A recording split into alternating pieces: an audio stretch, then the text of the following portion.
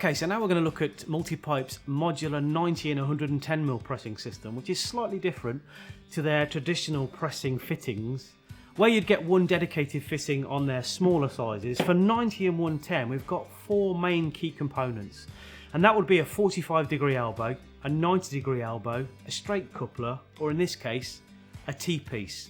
A T-piece or their modular system is stainless steel construction, so very lightweight and ease of use.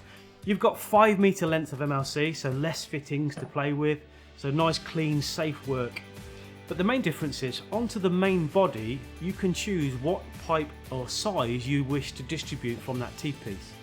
So with the 110mm T then, if I wish to distribute 110mm all the way throughout here, I would have press adapters for that size of pipe work, and I would need 3 of those for that T-piece.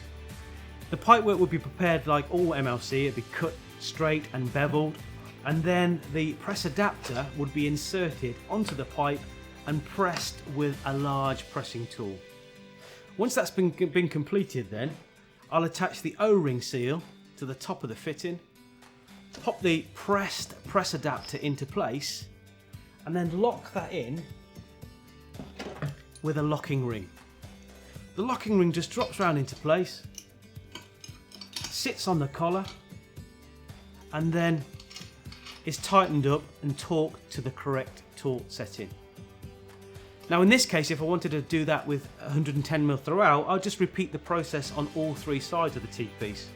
But if I wanted to reduce that, say in this case to 90mm, or even a male or a female adapter, or even an end cap, you just clamp that piece into the body, exactly the same process. So that's the uniqueness of Multipipe's 90 and 110mm press range of fittings.